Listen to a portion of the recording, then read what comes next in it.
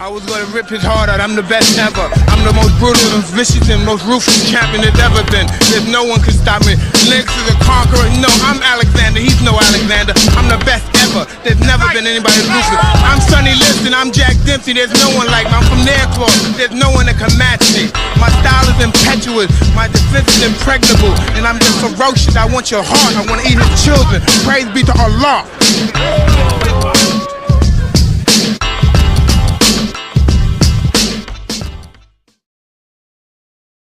Welcome back to Keep It Real Boxing, and welcome back to the rebirth of my weekly podcast called Bout the Ropes. You are listening to Cypherbox. Man, it has been a long time since I have uploaded a video. It's been about a month or a month and a half. Listen, I've been inundated with work, etc., a whole load of other stuff, caught the flu, all sorts of things going on. So I just really haven't had time. So when I thought, I'm going to stop, Bout the Ropes again, I just thought to myself, where do I start? With so many things that have been going on in boxing over the last month and a half, I just thought, where is the best place to get started? And I thought, there's no better place than the heavyweight division. And I thought, where do I start in the heavyweight division? Well, there's no better place than Jarrell Big Baby Miller, right? I mean, this guy is nuts. Like, not only did he pop dirty for one bad substance, he decided that wasn't enough. I want to pop for two. Hell, let's make it a hat trick. Let's make it three. I mean, this guy, like, what was he thinking? He's getting $8 million to fight Anthony Joshua for the unified heavyweight championship of the world, right? Not only that, it's at the iconic Madison Square Garden, right? Not only that, it's in his hometown and in his home country, right? This was the biggest fight of his career, and he blows it all because he felt he couldn't win without cheating. So here are the facts, right? Vada took blood and urine samples on the 31st of March. The urine samples, tested positive for two banned substances called Epo and GW1516, and the blood sample tested positive for HGH, human growth hormone, right? There was also urine samples taken on March the 20th, which also tested positive for GW1516. And now the New York Athletics Commission have refused to license Miller to fight in New York, right? That means the fight's off. They're not going to give him a license. That's it. We already knew that anyway. Come on, you've had three banned substances in your system. You're not going to get the fight now. That's it. Done, right? So what does EPO do for you? Well, EPO increases the oxygen carrying capacity of blood, which would help a fighter from fatigue. Now, if you remember in my breakdown video of this fight when it was announced, the one thing I said about Jarrell Miller was that he has incredible endurance, and stamina, right? So you could understand how EPO kind of would help a guy of Jarrell Miller's size. I mean, the guy weighs 315 pounds. That's what he comes into his fights looking like in terms of his weight. So yeah, that kind of adds up in my opinion. So what is GW1516? Well, that helps with fat loss and acts as an endurance booster. So like I said, right, Jarrell Miller is known for what? High punch output, strong endurance level, stamina levels. It kind of starts to add up now, in terms of how he's able to perform the way he does in the ring. Let's be honest, that non-stop coming forward, throwing punch after punch, continuous pressure on his opponents. Makes sense. So what's HGH? Well, as you know, it's a human growth hormone. You can take it by injection. That's usually the preferred way of doing it. It increases lean muscle mass and also helps with recovery. Not detected by urine testing, but blood testing has developed in recent years, which means you can get caught through blood. And they've developed blood testing so well over the last few years that you can now find this thing through blood testing. But it only remains in the system for 24 hours. I mean, he must have taken that and someone must have told him, well, they can't detect it in testing, but didn't tell him the full story and said, actually, it's only in urine testing that's the only place you can't find it. You'd have to mask it through your blood, but whatever, the guy's an idiot. Like, I can't believe this many substances were found in his body. It's unbelievable. Another thing I want to go back over when it comes to HGH is it says it remains in your system for only 24 hours. So someone probably also told him that, say, hey, look, after 24 hours, it's going to clear out your system. Don't worry, they're not going to come and test you. And he probably thought he could get away with it, and he didn't. Now, of course, originally, you know, when the first result came out, Jarrell Miller protested his innocence. He said he was going to be vindicated, you know, that he's never knowingly taken any sort of PED, that, you know, this is sabotage and all this sort of stuff he was saying to Eddie Hearn, etc. and stuff like that. But then the second failed drug test came through with the 2 bad substances found on it. A third test, which was the one from March 20th, came through, you know, again with another positive result for a banned substance. And then we saw this, in my opinion, this video from Jarrell Miller, you know, on social media, openly admitting that he messed up and that, you know, he cheated, basically. This is your boy Big Baby Miller here. A lot can be said right now. I'm gonna get straight to the point. I messed up. I made a bad call. A lot of ways to handle a situation, I handled it wrongly, and I'm paying the price for it. I missed out on a big opportunity, and I'm hurting on the side. My heart is bleeding right now. I hurt my family, my friends, my team, my supporters, but I'm gonna own up to it. I'm gonna deal with it. I'm gonna correct it, and I'm gonna come back better. And I'm humbled by the experience to understand, you know, how to handle certain things, man. And I'm gonna leave it as that. You know, I love you guys, and I appreciate you guys out there. And you know, fighters, we go through a lot, and I don't want to make it a bad name for ourselves. And it's time to do right and get right. So I thank you. Oh, poor baby. Poor baby. You know what? I couldn't give a shit, to be honest with you. Yeah, look, I have got no time for these PED abusers and these cheats. You know what I'm like. If you've followed my channel long enough, you'll know what I was like when it came to Canelo and his failed test. You know, I've talked about these sort of things. Billy Joe Saunders, you know, he recently failed a test. You know, I didn't get a chance to do a video on what's his name, Willie Monroe, etc. But I'm hearing a lot of this going around at the moment that people want to see Miller get banned for life. Listen, it's not going to happen. He'll probably get a year's ban maximum and a hefty fine, but that's it.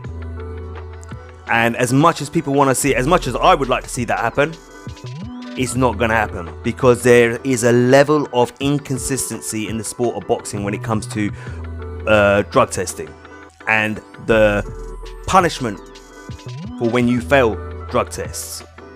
Yeah, most elite level fighters, when they get caught, their initial ban, when you get caught for the first time, is a 6-month ban. It's a joke. Yeah, a 6-month ban for an elite level fighter, yeah, or a top contender, is like a break between fights, because most elite level fighters fight between 1 or 3 times a year. Most of them only fight twice a year, let's be honest. Right? And the reason they can't ban Miller for life, in my opinion, is simply because in boxing, I know in kickboxing he's tested positive, but that's a different sport. In boxing, it's the first time he's tested positive, as far as I'm aware. Right? So just like any other boxer, you get a caution or a warning, and you get a second chance. You can't then turn around and say, oh, well, he had 3 in his system and they only had 1, so we're going to ban this guy. That's, you know what I mean? It's just not going to happen. If you're going to ban Jarrell Miller, then you have to ban Canelo. You had to ban Billy Joe Saunders. Yeah, Willie Monroe Jr. recently as well. And the list goes on. So he's not going to get banned for life. As much as I would like to see it, it's not going to happen. He'll get a year's ban. He'll get a second chance, you know, or another crack at the sport. Whether he will get an opportunity to fight at the level he was gonna on June 1st, I doubt that very much. He'll probably have to work his way into mandatory position. It happens all the time. Look at Povetkin. You know, Povetkin tested positive for, you know, he had he tested positive for the first time against Wilder. The fight got called off. Then he popped dirty again against Bermane Stiverne. He only got a 6-month ban. He came back. He had 1 or 2 fights. Then had a mandatory final elimination matchup and went on and fought Anthony Joshua. So, to be honest, when it comes to these boxers, end of the day, after they've served their ban, they only take 1 or 2 fights, maybe 3 fights, and they're back in the game again and back in contention for world titles. That's how it goes in boxing. You have to change the process. You have to make these bans and these fighters you serve tougher punishments, but we're never going to see that. So all these people out there screaming for a lifetime ban, it's not going to happen. Simple as that. But the other thing you have to ask yourself is that, one, how long has Jarrell Miller been doing it? You could suspect he's been doing it for some time because of the way he fights. But not only that, how low in confidence were you as a fighter to go to these extents? This is a guy who cussed out Anthony Joshua's mum. This is a guy who accused Anthony Joshua of being a PED abuser and a cheat. Yeah? This is a guy who physically pushed Anthony Joshua, did all of that stuff, all that hype. Yeah? And then he turns around and he's the cheat. Yeah? He's the one who's got tested positive for not 1 banned substance, but 3. How low in confidence are you as an individual? Yeah? What a lack of belief you have in yourself as a fighter, as an individual. That you believe the only way you could beat Anthony Joshua was by cheating. And not only just cheating and taking 1 banned substances, you needed a number of banned substances in your system. And not even the worst thing about it, what makes it even more disgusting, is that you took 3 banned substances, yeah, but you didn't care. As most drug cheats, this goes out to all drug cheats, not just Miller, but you didn't care that you could seriously harm or even, at worst, kill Anthony Joshua in a ring. Because that's what fighters do. They put their life on the line. They put their health on the line. Yeah?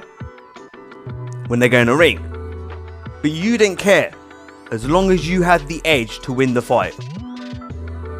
That says it all. And I think I've heard David Haye say it in the past as well, is that when you take that away from a fighter, if a fighter's been using PEDs for, a period of time, and you take that away from him, psychologically, what does that do to you as a fighter?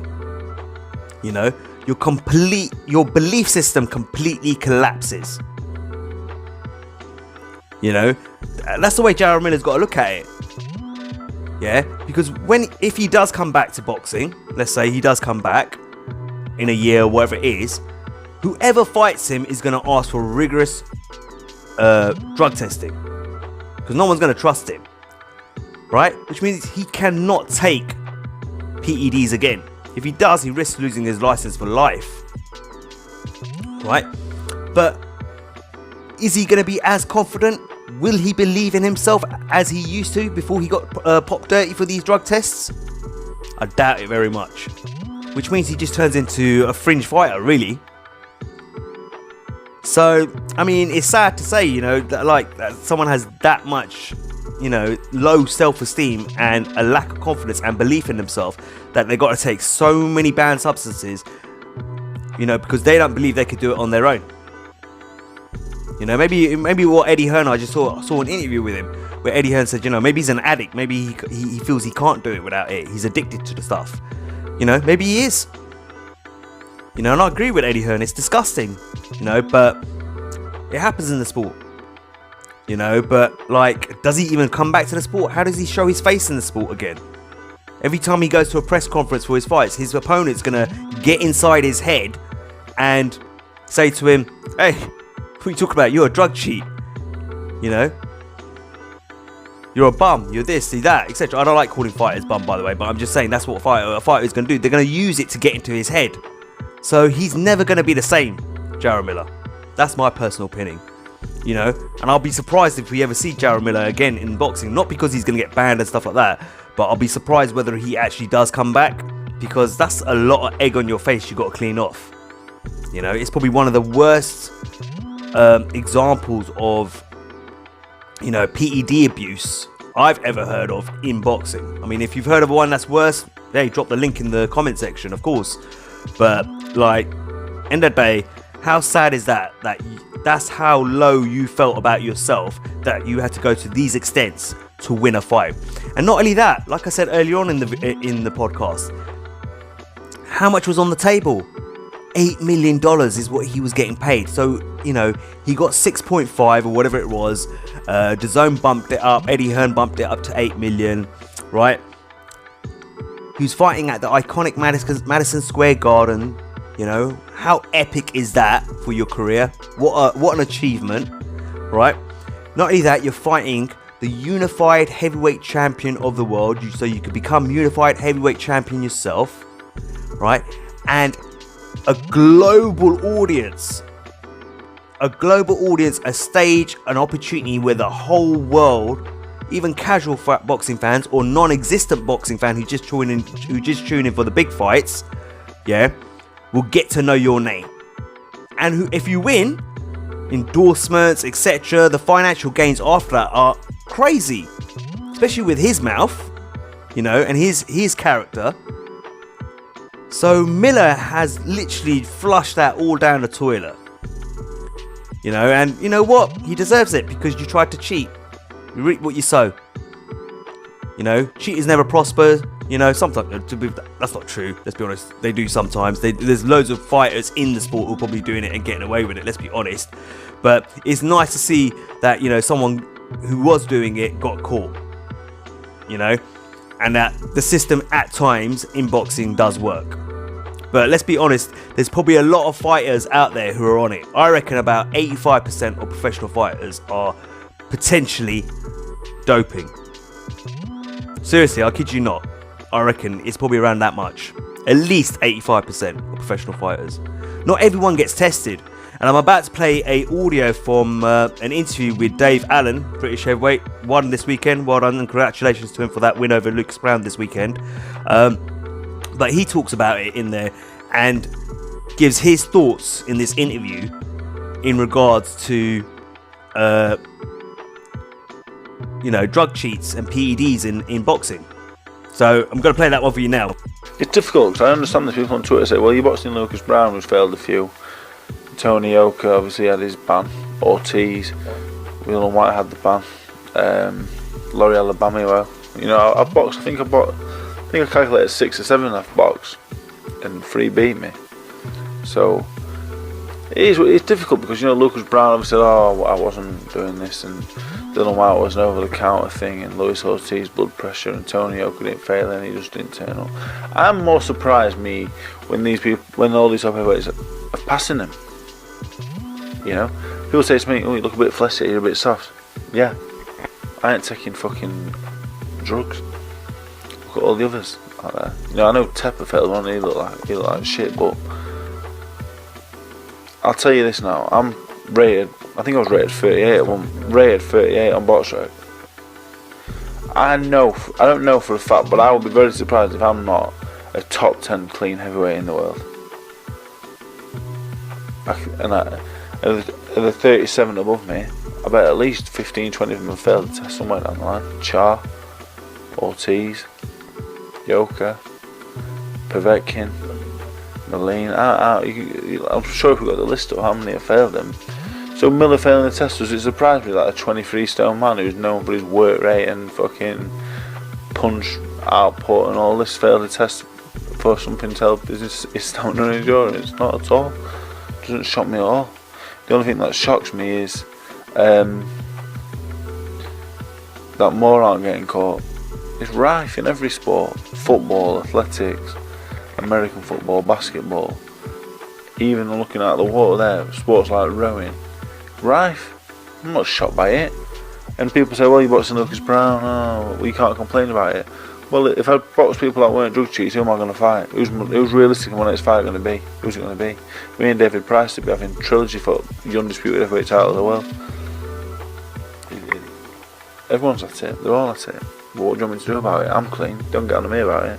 I want to make a living, and I'm fighting them. So you don't have a go at me. I'm getting damaged by these men who are cheating. Well, I've got to do it. We will do something when someone dies at the hands of a drug cheat. That is when something will happen, and not till then. Nothing will happen till then. We can just have 2-year bans. We'll continue to, all this bullshit will continue to happen, you know. Told the lie that the only drug I've ever taken is a Viagra. I've had a few of them. That's a drug. Yeah, like I have had a Viagra. I've had a few of them. They don't do it for me. But yeah, you're not gonna till someone dies at the hands of a drug cheat, and it will happen. It will happen. It's a matter of time. It's a matter of time. Then we'll do something about it. Then we'll, oh God, we need to ban them for life. That's it. Ban them for life. And in the period of time where this drug could have been in the system, take all the money back off them. And I guarantee someone try to take my money, I've already spent it, I'll be fucked. And 99% of the rest of them would be as well. But we've been here before. It is going to take something like that happening for them to clamp down on it. If I was in charge of the world or in charge of a boxing organisation, as soon as someone fails it, that's it, son. You're done. You're there That's it. There is no tomorrow for you now.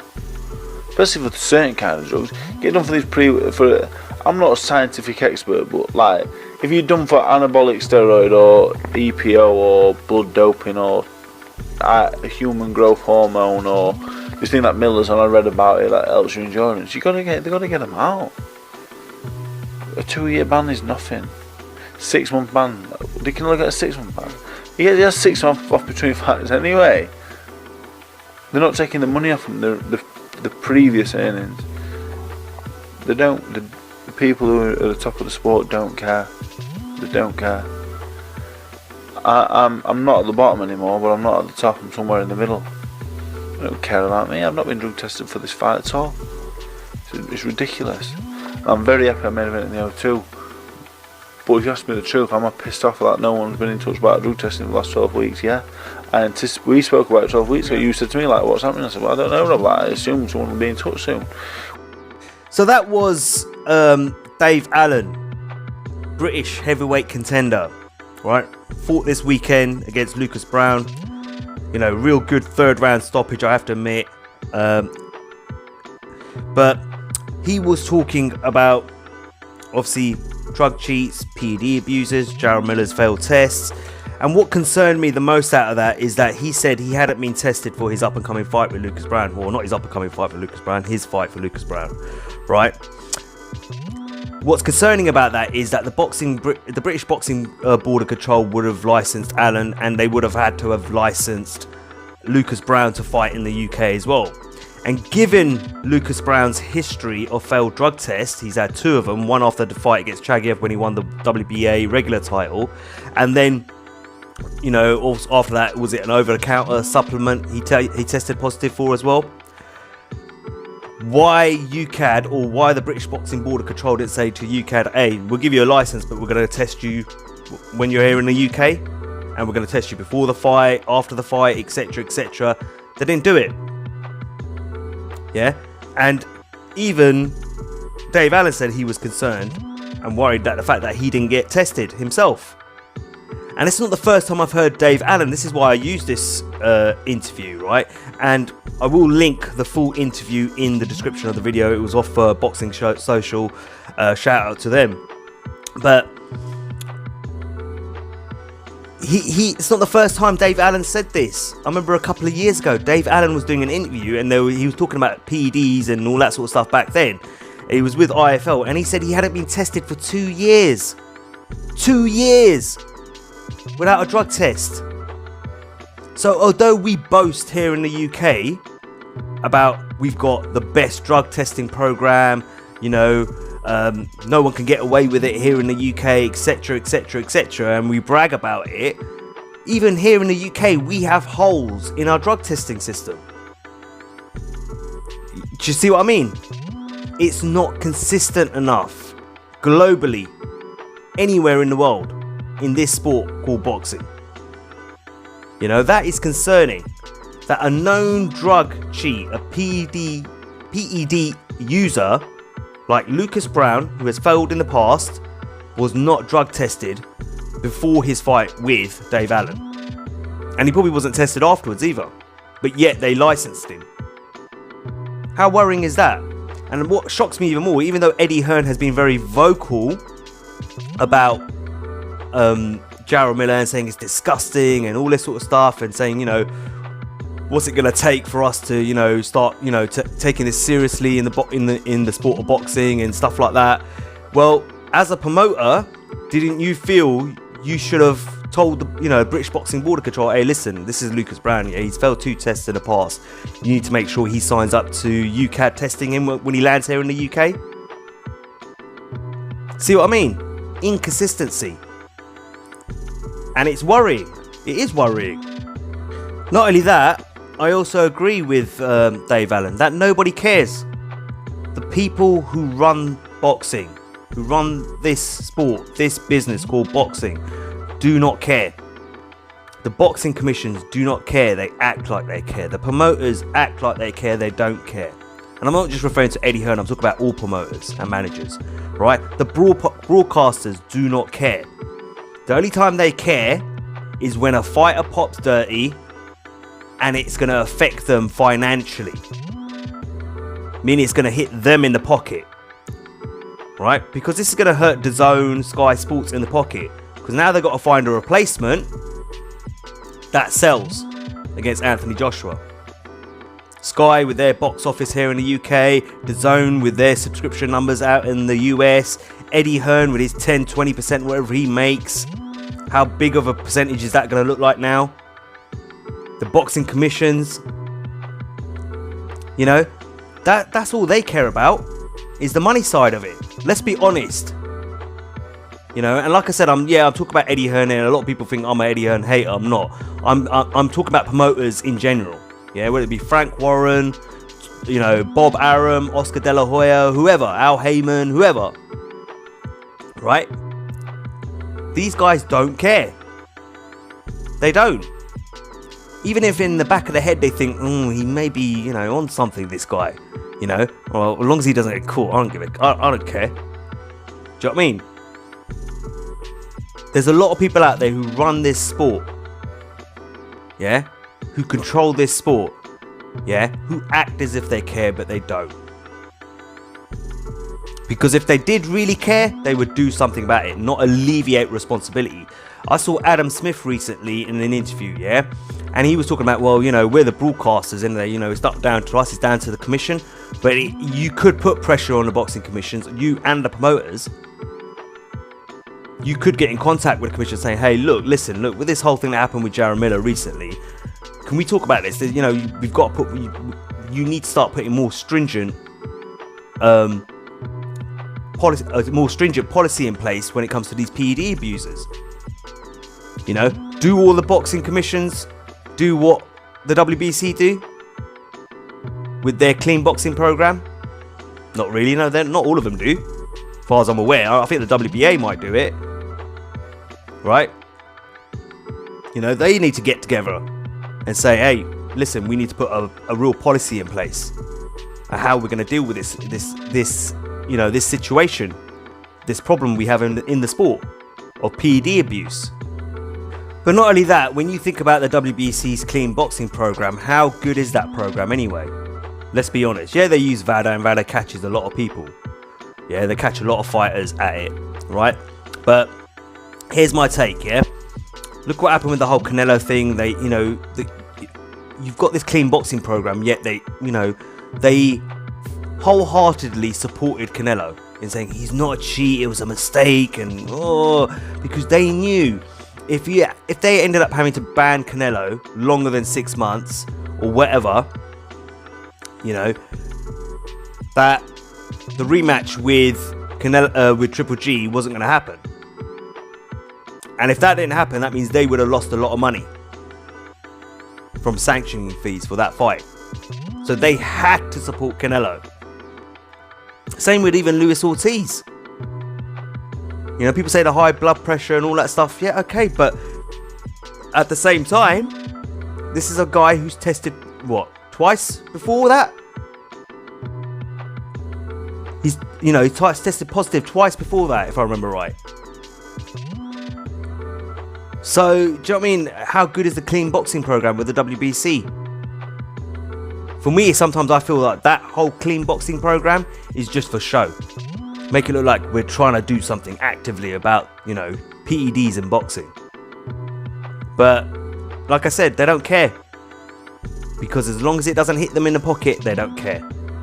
And I agree with Dave Allen. Totally agree with what he's saying.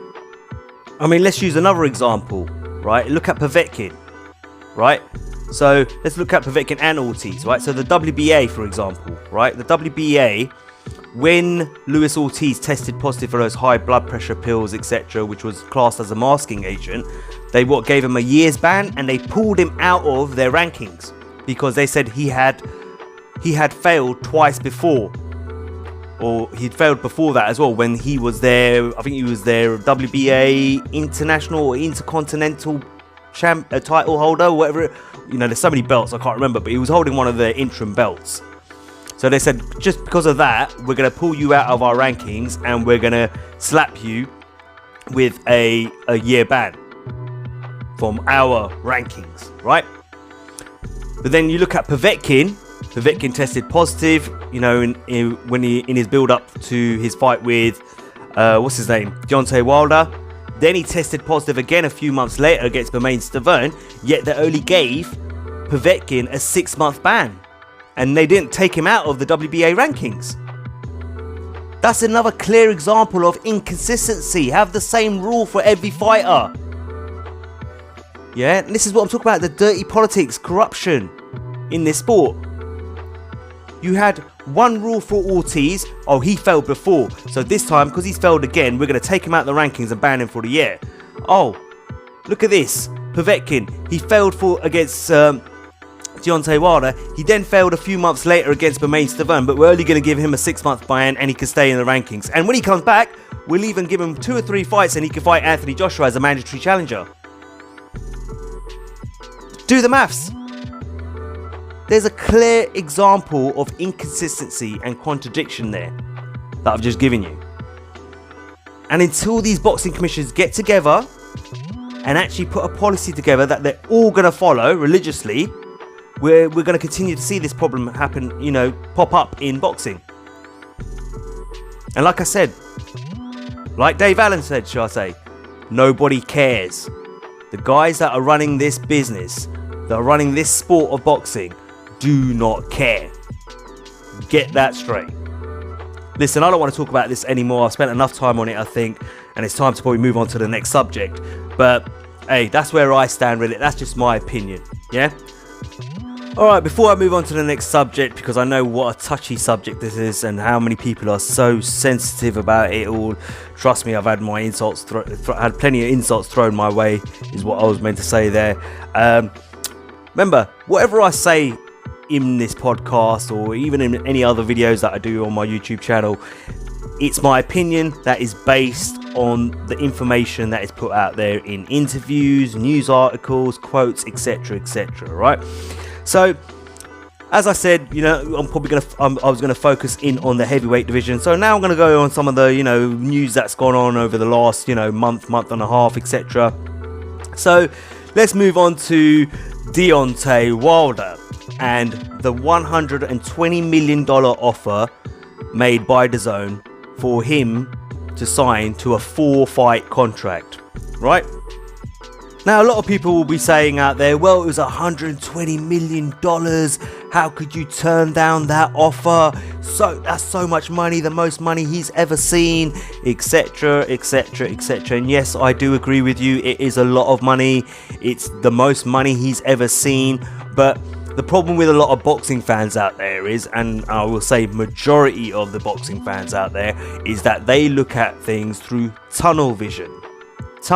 They can only see one thing, and when they saw this offer being made, all they saw was $120 million for 4 fights. 2 of the fights with Anthony Joshua. Okay, that's all you saw. You were unable to broaden your scope and see things more globally and see it from several different angles. Someone like me, you know, I'm a little bit more analytical than that, and I'm able to see things from a broader scope. Now, this is the business end of the sport, which means you have to look at things from a business mindset, okay? Now, at the time when the offer was made by DAZN, there were two different rumours of two different offers potentially being made, right? One of them, everyone said it was $100 million for 3 fights, and then some people were saying it was $120 million for 4 fights. Eddie Hearn he was saying it was there or thereabouts, you know, same with John Skipper. Even Wilder and Finkel were saying it was roughly there or thereabouts. All right, Wilder recently, I just watched him with in his camp with Nestor Gibbs and the Boxing Voice, and he was talking to me, and he actually just confirmed it was 4 fights and for $120 million. So that's what we're going to go with, all right? So that meant $20 million for a fight with Vasyl, who is his mandatory challenger, who he is facing on May 18th. Then I'm guessing it would have been another 20 mil for a stay busy fight, and then it was 40 million for a first fight with Anthony Joshua, and then another 40 million for a rematch with Anthony Joshua, right? Of course, on paper that looks good, it looked like a great offer, but one of the reasons it was turned down was because Wilder wanted to keep his independence from the broadcasters, and two, DAZN were not willing to disclose what AJ was getting. You know, the question you have to ask is why. Okay, so you know what, let's break this down, let's break all of this down, yeah? You have to remember that there are other things to consider when it comes to fight purses other than a flat fee guarantee, like gate receipts, right? International TV rights, UK pay-per-view money. Remember, with DAZN there is no US pay-per-view. Sponsorship and endorsements for the fight, yeah? Retailer merchandising. All these things are not included in this deal for Wilder with DAZN. So let's go back to the DAZN offer, right? And their reasons for not disclosing AJ's side of the deal. If Wilder's getting 40 million for each fight, you know, with AJ, what is AJ being guaranteed? So let's say he's being offered 60 million for his fights with his first fight with Deontay Wilder, which means there's a 60-40 split on the guaranteed money, right? Which is fine, as I've always stated that I don't have a problem with a 60-40 split in favor of Anthony Joshua. Okay, but the problem is, if Wilder is only getting 40 million and AJ is getting 50 to 60 million, and then plus he's getting a percentage of the gate receipts, the international TV rights, UK pay-per-view, sponsorships and endorsements for the fight, retail merchandising, and potentially maybe even getting a bonus, yeah, for how many people subscribe to DAZN for that fight or that month. You know, kind of thing that they're doing with Canelo, which is, you know, he's getting a $365 million deal for 11 fights, plus he could get more bonuses on top of that, depending on subscription numbers to DAZN, right? How many he can entice in to sign up and stay on DAZN, right? So if that's the case, and then he ends up, you know, getting all of that, you know, all those percentages thrown in there as well, then it's not a 60-40 split, and I'm not all right with it. Do you get what I mean? I mean, that is a hell of a lot of money for AJ, yeah, compared to Wilder. Not even close to a 60-40 split. Because if AJ, like I said, if he's getting 50 to 60 million plus all those percentages on top of it, and potentially a subscription bonus scheme or whatever you want to call it, then AJ's making way more than 60% of the split. Which means that's not a 60-40 split. I mean, personally, I think this is a deal that was put together by Eddie Hearn, given to John Skipper, and then he asked John Skipper to present it to Deontay Wilder, because he knew Wilder wasn't going to sit and listen to him. Eddie Hearn, that is. That's the way it looks like to me. So let's get to DAZN, yeah? Let's get to their subscriptions. Wilder has, you know, strong momentum, you know, on his side at the moment, yeah? His popularity, his name is growing. He's a hot commodity in boxing. We know this, right? So right now, who's watching DAZN? I mean, John Skipper himself recently, you know, was asked about his satisfaction with DAZN's subscription numbers, right? Rating from 1 to 10, 1 being the least satisfied and 10 he was overjoyed, right? And he said at the moment it's a 3 or 4, which by the way isn't good. Which means not a lot of people are tuning into DAZN to view Dillian Whyte. Listen, I did a video a long time ago where I talked about all the broadcasters in the US, and DAZN was one of them. And if I was in the US, I would subscribe to DAZN, because being a hardcore boxing fan, there's a lot of names on there that I want to see. But to the casual boxing fans, they're not going to sign up to DAZN. Let's be honest, at this moment in time, there aren't enough names on there. Even though they've signed Canelo, Triple G, etc., stuff like that. The middleweight division, yeah, but there's nothing really in terms of heavyweight divisions or welterweights or anything like that to get them, to give up their hard-earned money, right? Well, like I said, which means there basically isn't a lot of people watching DAZN at the moment, yeah. Dillian Whyte himself said, when he sold the rights to his fight, his rematch with Derek Chisora, I think it was, to Showtime, he said that the reason he didn't do it with DAZN is because the lack of viewership on DAZN. He said, why would I do that when I could put it on Showtime and I know millions of people are going to watch it for free in America? Because there's millions of subscribers to Showtime. Showtime is just not a sports channel, it's an entertainment channel, like HBO. Yeah, so he said, that's more exposure for me on Showtime. And I know full well there's not a lot of exposure on DAZN at the moment. Which means in Wilder's case, it would kill his momentum and restrict the exposure his name is getting right now. So how does that help him from a promotional standpoint of view? It doesn't. But by having the Brazil fight on Showtime on free-to-air TV, he still gets that exposure to millions watching. Unlike on DAZN, where there aren't a lot of people watching. Yeah? I mean, end of the day, why are DAZN not disclosing their viewership numbers out in the US? The reason being is that these numbers aren't great at the moment. At the moment, I'm not saying they won't be great, but at the moment they're not great. Eddie Hearn, for example, yeah? Eddie Hearn has got the biggest mouth in boxing. Even he admits that. I do like Eddie Hearn, yeah? I find him quite entertaining, right? But he's got the biggest mouth in boxing. He can't keep his mouth shut about anything. Yeah? He would be singing from the rooftops about those numbers if those numbers were great on DAZN. You know that. And so would DAZN themselves, because that in itself is an element of promotion. So let's talk about this 60-40 split that we've all been talking about for so long now, yeah? The more the fight gets delayed, the more that 60-40 split gets closer. Because like I said, Wilder's name is growing, right? ESPN recently released their Fame 100 list. 6 boxers were featured on that list, and they sat on that list in the following order, right? At number 34 on that list was Deontay Wilder, a newcomer. Now, this list is based on endorsements, on Google searches, etc. Yeah, mainly on Google searches from what I understand, right? That means that's how many people are out there at the moment searching Deontay Wilder's name.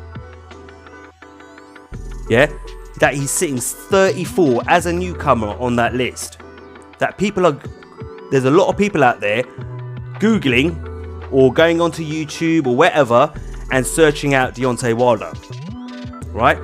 The next fighter on that list was Tyson Fury at 39. The next fighter on that list was Anthony Joshua at 63. The next fighter on that list was Canelo at 68. The next fighter was Triple G at 78. And the next fighter on from that was Pacquiao at 83.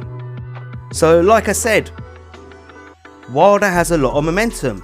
And as his popularity grows, does that mean that the 60-40 gets closer to 50-50, providing Wilder keeps winning? Possibly, over time. I mean, look, even Eddie Hearn's been doing interviews recently saying that we might have to offer 50-50. He's also turned around and said that even if we offer 50-50, he'll still turn down the fight. Deontay Wilder will still turn down the fight. But he has openly admitted that actually we might have to offer 50-50 to make that fight happen. Now let's get back to the DAZN deal. If Wilder wins the first fight against Anthony Joshua, doesn't that mean he should get more than 40 million for the second fight with AJ? My point being is, where is the upside for Deontay Wilder with this DAZN deal? There isn't one. But there are plenty of upsides potentially for Anthony Joshua, who will not be signed into a fight contract with DAZN, who's only on a fight-to-fight basis contract with DAZN. Not only that, but I've heard a little whisper that Anthony Joshua, is a partner with DAZN, meaning that he has a stake in the business. He has a stake in DAZN, right? He has some sort of investment in them, etc., right? If that is true, then You know, whether it's part of his fight-to-fight deals or whatever we're dealing with him, I don't know, yeah? But again, if AJ can help DAZN become successful in the US market, that in turn increases DAZN's value, which means more money for Anthony Joshua. So again, another upside for Anthony Joshua. I mean, don't get me wrong, on paper the deal looked great. It was a great deal, no doubt about it. On paper it was great. $120 million for 4 fights, the most he's ever made. Right? But when you look deeper into it, yeah, there's a lot of unanswered questions and grey areas. I mean, look at the Manny Pacquiao Mayweather, right? Now, Manny Pacquiao Mayweather grossed so much money, right, for their fight years ago. Right, it was several years later, but it still made a heck of a lot of money. Now, if you remember, Floyd Mayweather, before he fought Miguel Cotto, he made an offer, a flat fee guarantee offer to Manny Pacquiao, the most money he had ever made for a fight. He offered him for $40 million on the table, and he said, "I'll sign you a check right now." And Manny Pacquiao said, "Hell no," and hung up the phone. Can you imagine if Manny Pacquiao accepted that $40 million? How much would Floyd Mayweather run away with? How much money would he have taken home at that time? But instead, Pacquiao said no, so Floyd Mayweather made a fight with Miguel Cotto. Years later, look at the amount of money Manny Pacquiao made in that fight. Can't remember, was it 100 million, whatever it was, 120 million? Massive difference. Okay, so same sort of situation here where they're trying to tie Deontay Wilder down, right? But it's not working. You know, and you got all these people out there now also saying that, oh, Wilder's ducking, look, he turned down this great offer, that shows he doesn't want it, etc. and stuff like that. And I can understand why people are thinking like that. I can understand why people are having that sort of thoughts, those sort of thoughts running through their minds. Yeah? But let's face it, that's nonsense. It's not as if you're acting like the fight is dead. They can still make the fight. Once Vasyl is out of the way, then they can go again with negotiations. Just because he turned down an offer doesn't mean the fight's dead. And as long as the fight's alive, then you can't say he's ducking. There's an opportunity to renegotiate. Don't get me wrong, it's a risk. You know, the heavyweight division is a risk. One punch, one lucky punch even, could knock you out. And that's it.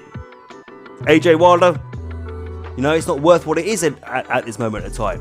It is a risk. But at the same time, if he beats Vasyl, the door's still open, wide open. But you could also argue the opposite, which is that it doesn't affect the value of the fight at all. I mean, you look at, like I said, Mayweather Pacquiao, look at it. How many times did Pacquiao lose before having the fight with Floyd Mayweather? And look how much money they generated. So it might not actually affect it. We never know. We'd have to wait and see if AJ or Wilder were to lose. You know, would it affect the value of their potential fight at some point? Personally, for me, this was an attempt to trap Wilder into a contract, yeah? And put restraints on his potential earnings so that Hearn, AJ and DAZN could profit massively off his back. I mean, think about it, yeah? DAZN have recently increased their subscription number fee from $9.99 a month to $19.99 a month, and have an offer of $99 annually, which works out to $8.50 per month, right? Okay, they have two types of subs, right? They have their pay-per-view subs, which is people who just, you know, sign up for the month to watch a particular fighter or particular fight, and then they have their monthly subscriptions. Okay, but why the increase in price? Because they don't have enough subs, so they have to find other ways to recoup all the money they have spent on Canelo, Triple G and their other investments, right? And if they sign Wilder for 100 to 120 million, then how many Wilder fans would sign up for the month he is fighting? And again, how much do they profit at $19.99 a month subscription? Again, what's the upside for Wilder? Does he get a percentage of those subscriptions? Does he get a bonus for that? You know, no, he just gets a flat fee. You know, Canelo's getting it. I'm sure AJ's getting it. I'm sure Triple G's getting something like that. But what's Wilder getting? Do you see what I mean? I mean, it feels like there's one rule for AJ and there's one rule for Wilder. Also, Why does Wilder have to sign up to a 3 or 4 fight deal with DAZN? AJ hasn't. He's on a fight to fight basis with them. Why can't it be a fight to fight basis deal for Wilder? So he's in a position to renegotiate if he wants. You know, you look at the fight with Vasyl. You make the fight with Vasyl, you say, okay, Wilder will we'll give you 1 fight deal to fight here on DAZN, 20 million, 25 million, whatever, to fight Dominic Vasyl. What do you say? Okay, and then the next fight we can renegotiate. That's what they're doing with AJ. Like I said, they're trying to trap him in a contract for a profitable gain. I mean, think about it. Eddie Hearn has been going on about in his interview recently that AJ won't sign.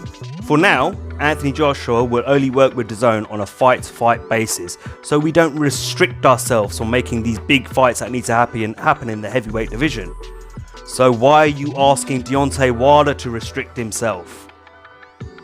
Because you thought if we get him to sign that contract, boom, we get what we want, it's on DAZN, fantastic, that works in our favour. But it didn't work because he turned down the offer and chose not to trap himself in that contract so he could still be a free agent like Anthony Joshua in the US. Do you see what I'm trying to say?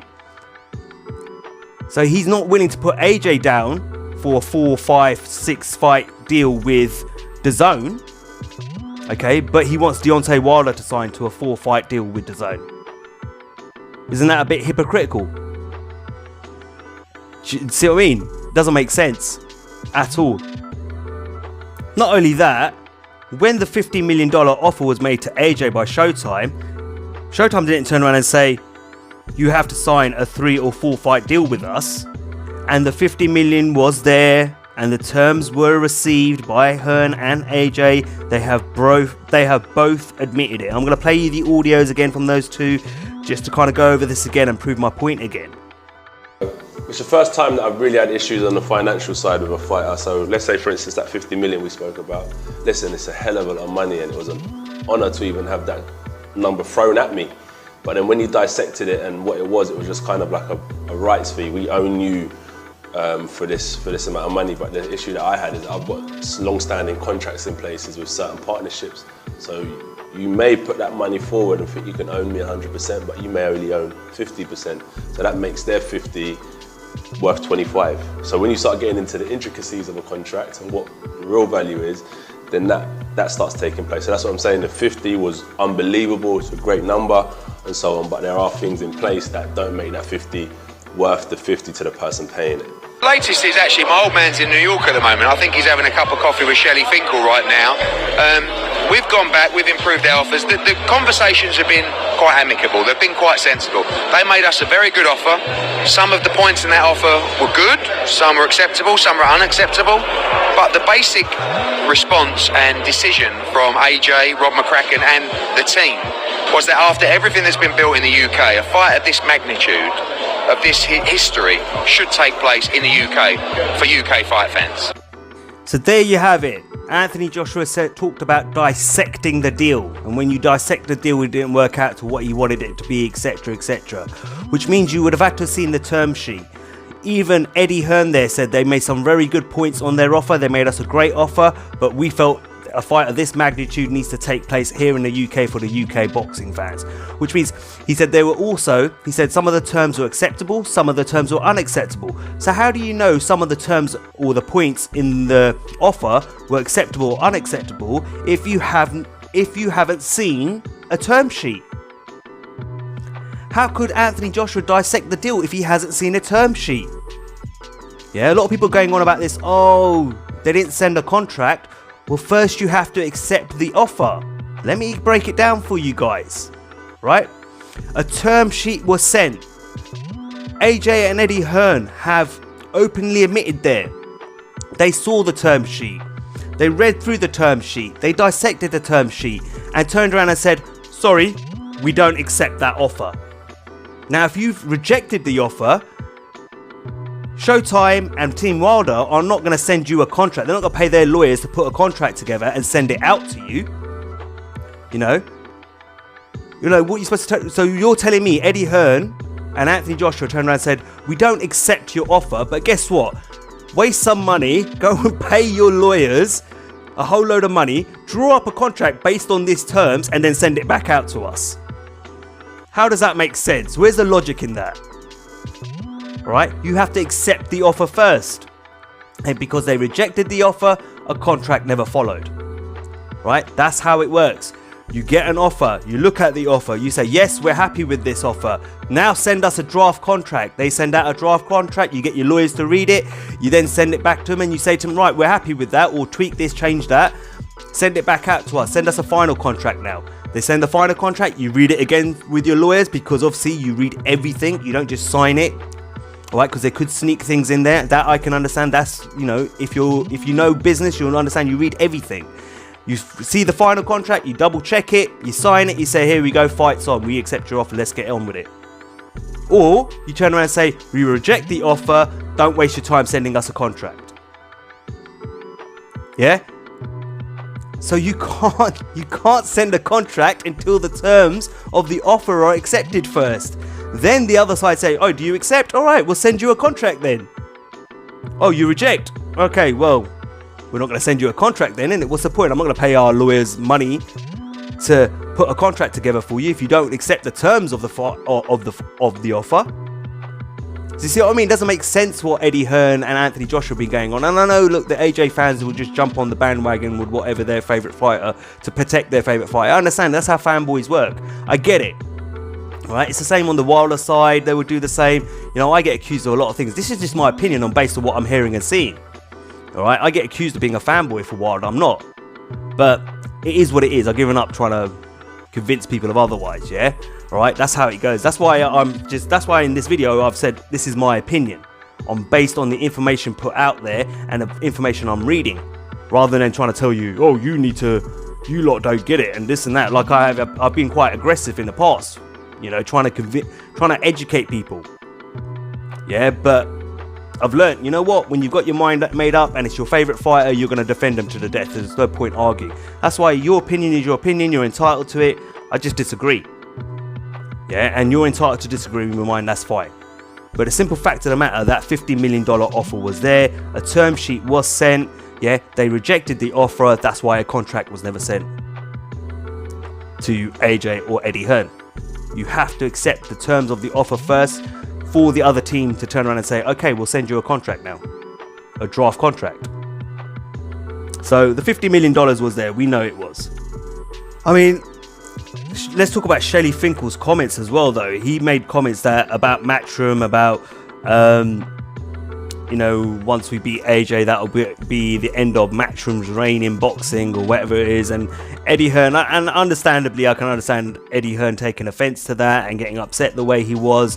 But at the same time, a lot of people were jumping on there saying, oh, what, that wasn't necessary. Well, it's not like Eddie Hearn hasn't said the same thing, right? Eddie Hearn, you know, when he signed his deal with DAZN, he turned around and said it was going to be the end of pay-per-view in America. And he turned around and said that Showtime Boxing will end up going the same way HBO Boxing went, which is they'll bow out pretty soon.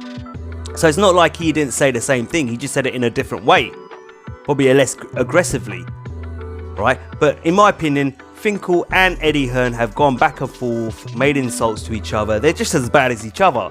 So stop making it out like one side's, you know, squeaky clean and the other side's not. You know, they're both as bad as each other. They both need to grow up and act like adults and just make this damn deal. But the problem is it's gone so far and it's got so personal, and it has been personal for Eddie Hearn as well. It has been, and it's also quite clearly personal for Shelly Finkel now. To the point, don't forget, you know, Eddie Hearn, all the childish comments, Shirley Winkle or Wrinkle, whatever he was calling him. Come on, you're telling me that's not personal? Yeah? Alright, what Shelly Finkel said about the end of Matchroom's reign, that's personal too. But both sides have been getting personal with each other, and both sides are being immature. You know, at the end of the day, you got to crack a deal, you know, you got to make a deal with each other at some point. You know, but it looks like it's impossible for these two to work with each other, and that's another stumbling block as well. Egos of the promoters and the managers are getting in the way, you know. So they're all as bad as each other, in my opinion, when it comes down to that. Hearn also made comments after the deal was rejected with DAZN from Deontay Wilder about Al Heyman, saying that, making comments about Al Heyman and the Ali Act, saying, there are acts in place in America that, do not permit a manager to be a promoter or a promoter to be a manager, which is true. Okay, so this is the way how it works with Al Heyman. Al Heyman's the manager of the fighters. Yes, he is in charge of PBC, all right? But what he does is he hires promoters to promote the fights for him and promote the fighters for him. That's why he's not in the front. That's why he's not in the cameras, right? He's behind the scenes. He has Lou DiBella. He has, Richard Schaefer, promoting his fighters and promoting his fights and the shows for him. He's not the promoter. He's the manager. So, again, what are you talking about? Yeah? It felt like he was reaching there. I'll explain it one more time. Al Heyman is the manager. He manages the fighters. Yes, he owns the PBC brand. But what he does is he hires promoters to promote the fighters for him and to promote his shows for him. And that is Lou DiBella, Richard Schaefer are just a couple of the names that I can bring out off the top of my head. Who else is there? Is there anyone else? I can't remember. But look, that's a clear example. So you're reaching there where you're trying to say, these things are going on and they need to look into it. You're playing politics and dirty politics there, really, in a sense. Yeah, to try once again, bring down Al Heyman and bring down your competition. Which leads me to my next point, which I found really funny when it came to Eddie Hearn. I think it was in the same interview as his comments with Al Heyman. Actually, it was the same comments where he was like, that interview where he was like, end me, end Matchroom, go on, I dare you. When he was doing all of that, which I thought was quite fun. Actually, I actually enjoyed that interview a lot. He also brought up, he turned around and said, he was talking about Showtime, basically Showtime subscription numbers, right? And he was about to go into one where he was going to start slating Showtime subscription numbers. And he goes, you know what? Actually, let me get the right number, yeah? Let me ring up John Skipper. So he rang up John Skipper and Coogan obviously stopped the interview. And then they restarted the interview and it came back on, the screen comes back on.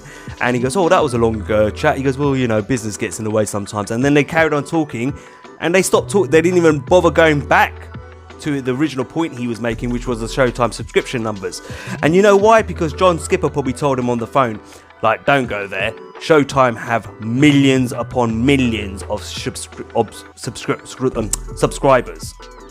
Sorry, got a little bit tongue-tied there. Yeah, he probably told Eddie Hearn that John Skipper probably told Eddie Hearn, don't even go there. You know what? Showtime have millions and millions of subscribers. Yeah, they are way ahead of us. It's not even a point you should bring up, right? And that's not just talking about through localized cable networks, their subscription numbers. They have millions on their streaming service as well. Go and research it yourself, guys. I have got some articles and stuff like that online. I might include them in the description of the video.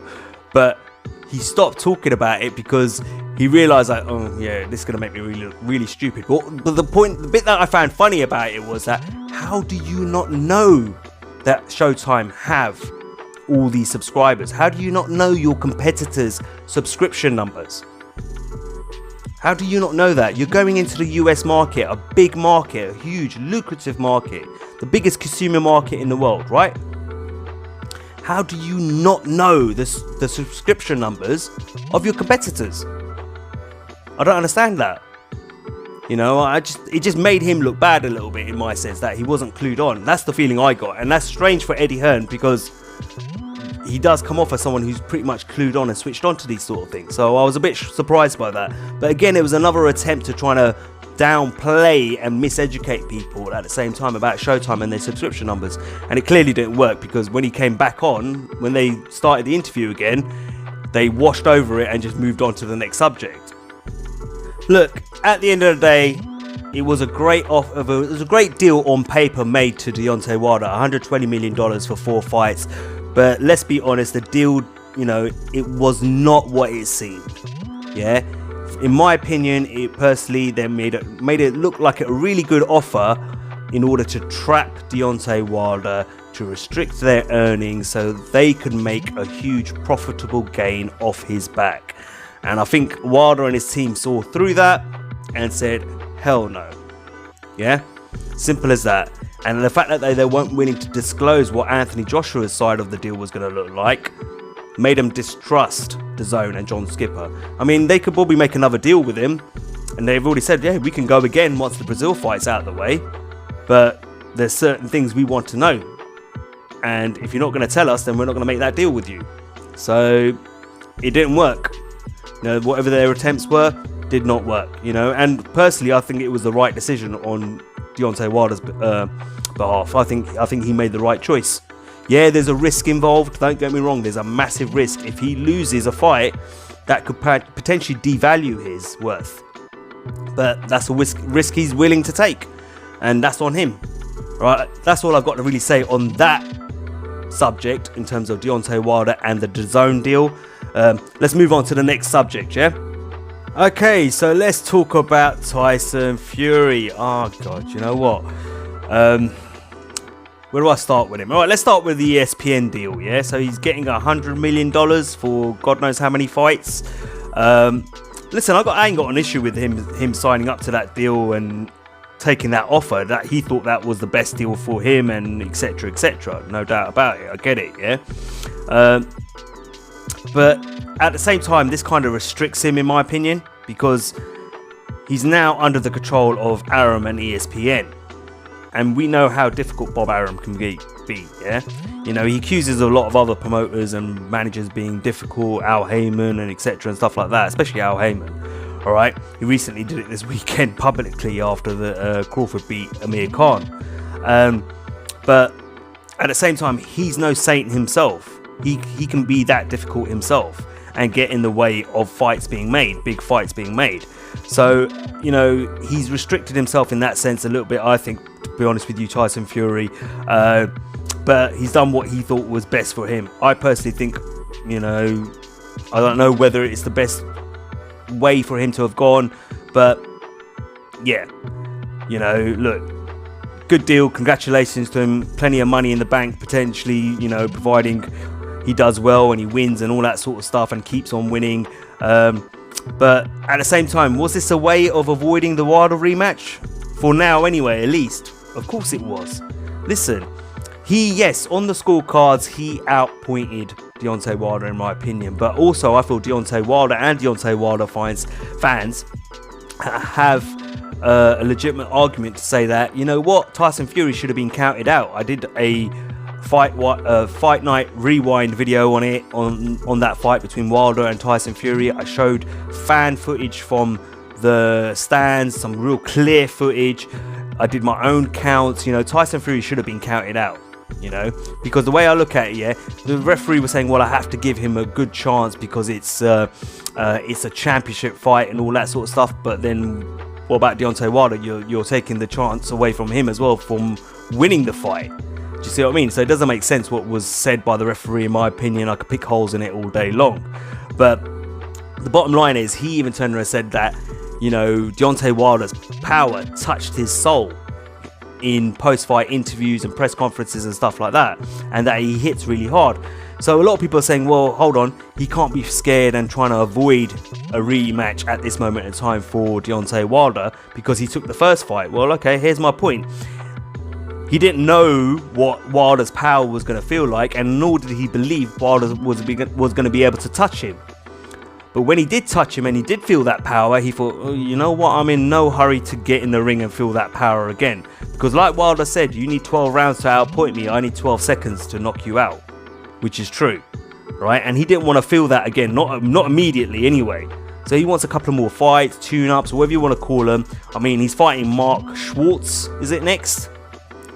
I mean, come on, you know, like, are the US public really going to buy into that fight? You know, let's be honest. I mean, if he fought someone like a Luis Ortiz, for example, yeah, the US public would probably buy into that fight. But Mark Schwartz, you know, I don't see how that fight sells in America, personally, yeah. But look, like I said, I can't knock him for taking the offer because there was a lot of offers. It was a lot of money, but at the same time, it restricts him. Bob Arum is well known, as other promoters as well, for blocking fights and causing those sorts of problems and getting in the way of big fights being made. 2, how does he sell a fight, you know, against Mark Schwartz in America? You know, Mark Schwartz, was he German? You know, look, you know, I don't know, you know, the money on the table was good. Like I said, on paper, the money looks great, but you have to look at what doors does it open up to you. And I think he's restricted himself personally, and I feel like it was a way to avoid the rematch with Deontay Wilder for now anyway. Eventually he's going to have that fight. You can't avoid it forever, you know. And let's not forget, you know, that's why they went quiet for so long. You know, they went for a week where they didn't talk to Wilder's team, to Deontay Wilder's team, because they made an offer. They even offered him 50-50 in terms of the split for the fight. 50-50. They said, hey, look, in the rematch, we'll give you 50-50. You've earned that. You know, they sent him the contract. They had the contract for a week. They didn't sign it. Why? Because they had the deal going on with ESPN. And I think that deal, because you've got to remember, before the Wilder Fury fight, Frank Warren already announced that he's made a deal with ESPN to showcase his fighters here from the UK on ESPN in the US, right? So I'm pretty sure, and I remember Arum talking about Tyson Fury, saying, oh, he's an exceptional fighter and all this sort of stuff. He was talking really big about him. Disney, who own ESPN, also turned around and said to Arum, you need to get into the heavyweight division. There seems to be a lot of money there, right? So they probably, before the Wilder fight, Bob Arum probably said to Frank Warren, hey, listen, if Tyson Fury does well and he promotes himself and he makes a big enough noise out here in the US and he does well in that fight and he wins that fight, he goes, you know what, we'll sign him to ESPN and we'll put a deal on the table for you. But he's got to put on a performance, he's got to sell himself, he's got to be loud. And that's not a problem for Tyson Fury, you know that. And then, of course, things went and transpired the way they did. He made big enough noise, a big enough bang in America for ESPN to make an offer. And they made that offer, but at the same time they negotiated with Showtime at the same time, just in case the ESPN deal fell through, they could still go with the Wilder rematch. And there's 50-50 on the table in terms of the split for the rematch. But because the ESPN deal came through, they were like, see you later, Wilder. And Tyson Fury was probably like, yeah, actually I didn't really fancy that rematch straight away. Here we go, I'll sign this deal and then I'll fight Wilder at a later date. He probably walked away and thought, I need to work on a few things, because he said he saw the fight. He goes, I'm amazed I got up. But at the same time, he's probably thought, oh, actually, there's a few things I probably need to work on to make sure that doesn't happen again in the rematch. Hence why he's fighting Schwartz and probably potentially another opponent. We'll have to wait and see. But look, it's a shame, because I think everyone was more eager to see that rematch than to see a fight with Wilder and AJ next. Honestly, I wanted to see that, because I feel there's unfinished business there and we need to finish that off, but we're not going to get to see that straight away. But like I said, good deal on paper, but I feel there's restrictions and things in place that could potentially harm Tyson Fury going forward. Alright, so let's move on to Dillian Whyte, okay? So Dillian Whyte still moaning and complaining about the fact that he's not the mandatory challenger for Deontay Wilder's title, etc, etc, etc. And you know what? I've talked about this in the past, and you know what? I'm going to go over it again, alright? In terms of why Dillian Whyte is not the mandatory challenger to Deontay Wilder's WBC title. And why he is exactly where he should be when it comes to this topic. Now I'm going to start off playing a bit of audio that I've played before from Mauricio Suleiman explaining why Dominic Breazeale was a mandatory challenger and why Dillian Whyte wasn't. And then I'm going to kind of take it from there, alright? No, not halfway. They're offering him 50 million for Yasha. Right. Yeah. True. Take it and do the fight. Maybe more, if it does more. 50% of whatever it does. Yeah, there's an upside. I mean, I think it's they can do it immediately. They should do it immediately. What about Whyte? Why is Dillian Whyte not fighting? And why did you order the fight? Okay. Now you're joining the bandwagon. No, I just read it. No, I saw what I Michael know. Buffer tweeted out. I wanted to ask you. But we have reported this for months. Very simple. Thank you so much. Wilder was going to fight Ortiz. In order to make Wilder Ortiz, Jermaine Steven, who was the mandatory, was negotiated to do a final elimination with Vasyl. That was the only way he would accept to participate and to allow Ortiz to fight Wilder. That happens like a month before, 3 weeks into it. Ortiz has a banned substance, so the fight is off. And then Steven moves on to fight against Wilder. And a signed contract by Vasyl was to fight in a final elimination. We had a legal complication, so his fight, and he won, was a final elimination. If Molina won, it was not a final elimination. It's a regulation, it's a legality that it's complicated. But we went out and we said it since day one. He won and he became the mandatory. Then after that, Dillian Whyte won the silver title, and he defended the silver title, and he's ranked number 1 by the WBC. So we are not in any way interfering with Dillian Whyte. None of his rights have been stepped on. The WBC considers him to be the number 1 challenger in the division. But Dominic Vasyl won a final elimination and the mandatory status. So we just ordered Dillian Whyte to fight Ortiz in a final elimination, a high-profile fight that would put him also as mandatory contender. The problem is they are claiming that they want to erase Vasyl.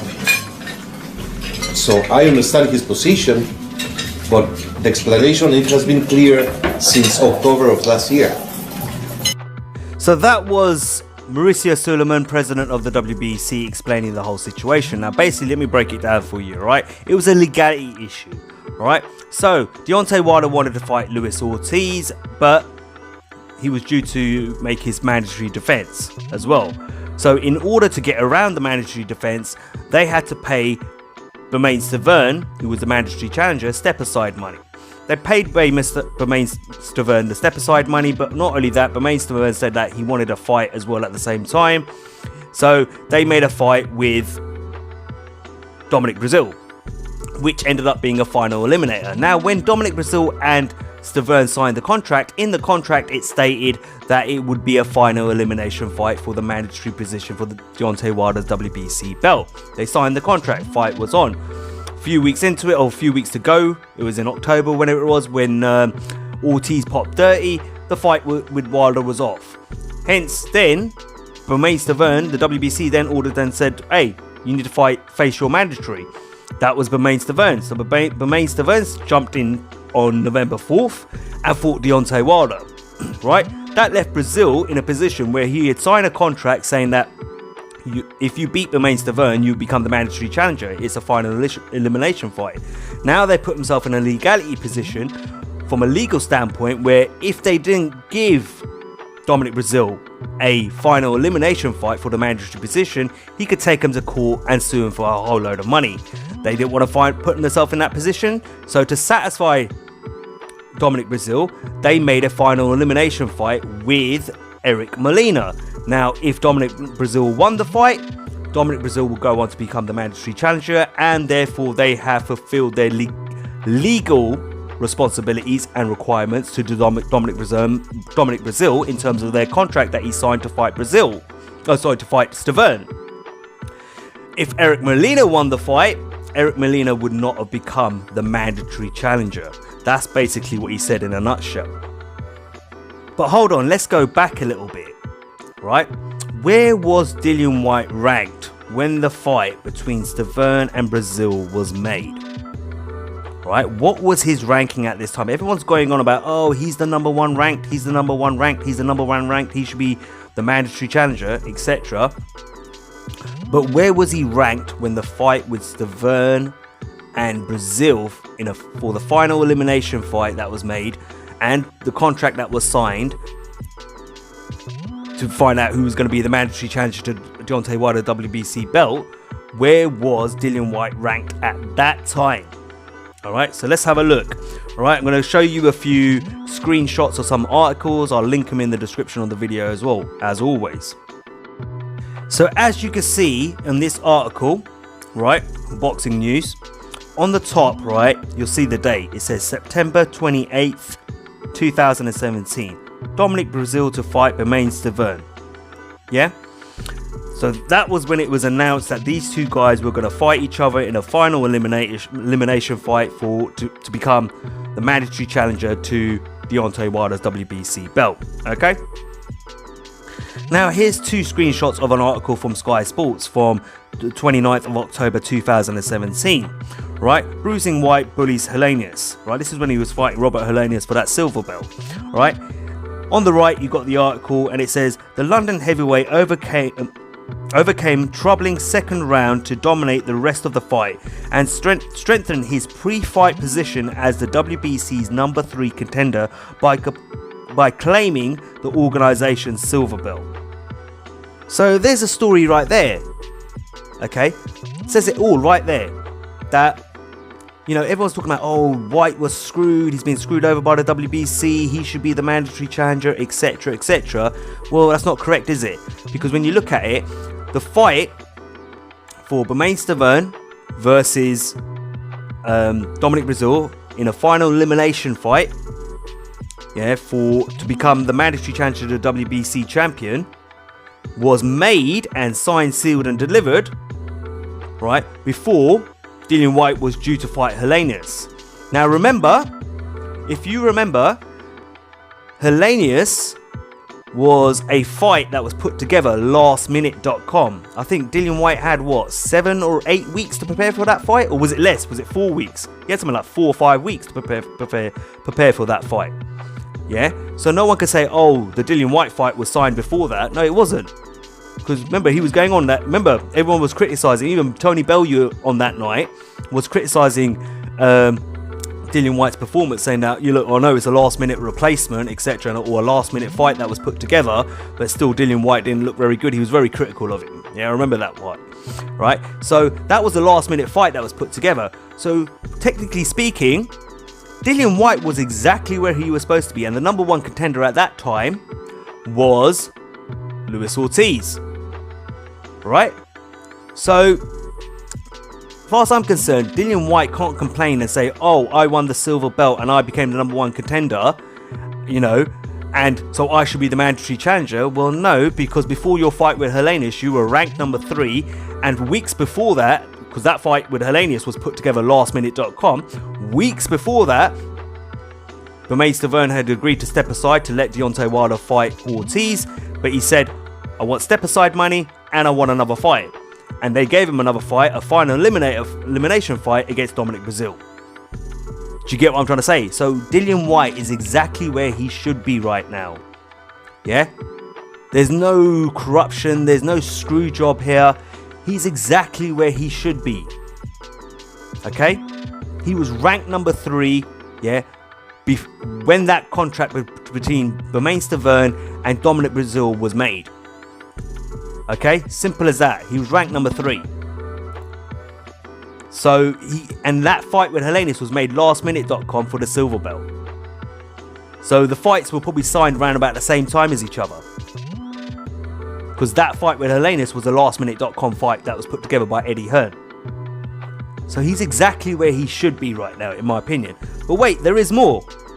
So recently, when we thought we were going to get the Wilder versus Fury rematch, they ordered that fight, the WBC, and obviously we know what happened, Fury pulled out and stuff like that. But while we thought the fight was going to be on, Dominic Vasyl was still waiting for his shot, his mandatory challenger shot against Deontay Wilder. So he wanted to stay busy, They were trying to sort out the Dillian Whyte situation as well because he keeps moaning. So what did they turn around and said? They said, all right, you know what? We'll order Whyte versus Vasyl for the interim WBC heavyweight title. Okay, and the winner would go on and be the mandatory challenger. All right, but obviously the fight with Tyson Fury fell through, so they progressed Vasyl on to fight Deontay Wilder. Right. Now a lot of people saying, see, look, they've screwed Dillian again. Where does that leave Dillian and stuff like that, etc. Do you know what I mean? Blah blah blah, etc etc. You know, they need to make it up to Dillian. They should make Dillian the mandatory challenger, not Vasyl, and all this sort of stuff. We've had Dillian Whyte recently put an appeal in with the WBC, etc etc. But hold on, let's go back a little bit, because there's one thing that people conveniently forget to mention. Right? Let's go back to when the WBC ordered Dillian Whyte to fight Luis Ortiz for the second mandatory challenger's position. So obviously Dillian Whyte was complaining back then. Vasyl was the mandatory challenger, the first mandatory challenger, because like I explained to you, the legalities, etc., that was all involved. But let's face it, yeah, Dillian Whyte, like I said, in the terms of the rankings, all of that time that was going on, Dillian Whyte wasn't even ranked number 1. So when that fight was made with Stavern, between Vasyl and Stavern, all right. But anyway, so they thought, all right, let's satisfy Dillian Whyte a little bit. Let's give him an opportunity here to have a final eliminator for the second mandatory position against Luis King Kong Ortiz. Dillian Whyte turned down that opportunity. He said no to it. And the way it works is, if you say no to an opportunity like that, that's it. You have to start all over again. It goes to the next person. The offer goes to the next person. So it should have gone to Ortiz and another fighter for that second mandatory position. All right. So if you've turned down the opportunity, guess what? You don't get the opportunity again.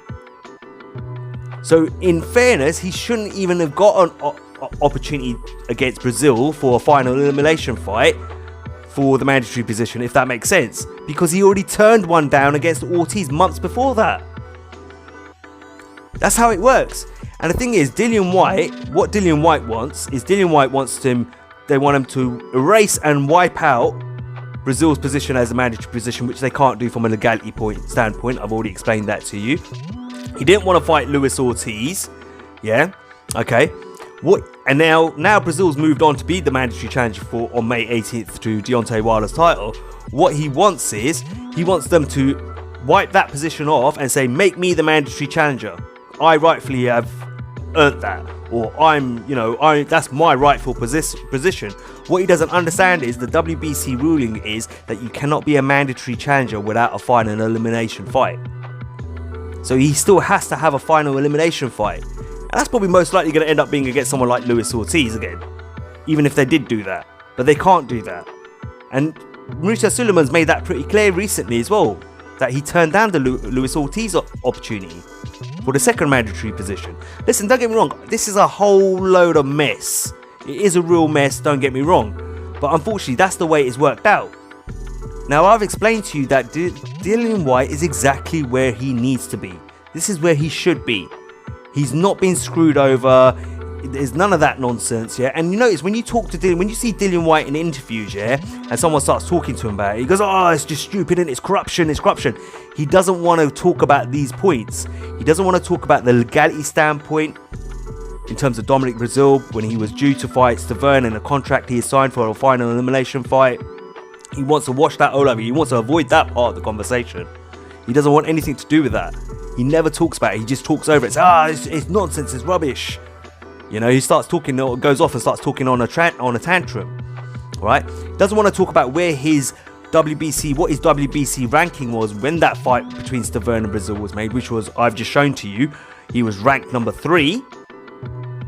You know, so again, you can't claim to be put into a mandatory. You can't claim that, you know, you should be a mandatory challenger when you were ranked number 3 when the fight with Stavern and Vasyl was made. Do you understand?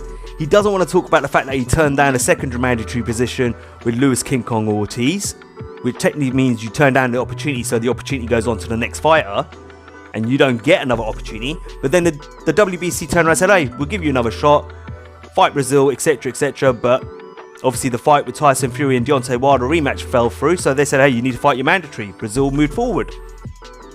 Now he's demanding that they take away Brazil's status as a mandatory challenger and give it to him, but he hasn't even fought a final elimination fight for the mandatory position. You see what I'm trying to say? Sorry, look, Dillian Whyte can say whatever he wants. Everyone out there, if you're listening to, whoever's listening to this, you are entitled to your opinion. Yeah? Okay? You're entitled to whatever your opinion is of this situation with Dillian Whyte. This is just my opinion, and I'm sorry, on the information I've got, Dillian Whyte is exactly where he should be. Yeah? And he's got no right to complain whatsoever, in my personal opinion. That's just the way it is, from my point of view. And the last point I'm going to make on this whole Dillian Whyte situation is, if he had taken, and this is the funny thing, yeah? If he had taken the fight against Luis Ortiz for the second mandatory challenger's position, right now, he would be lined up as the next mandatory challenger.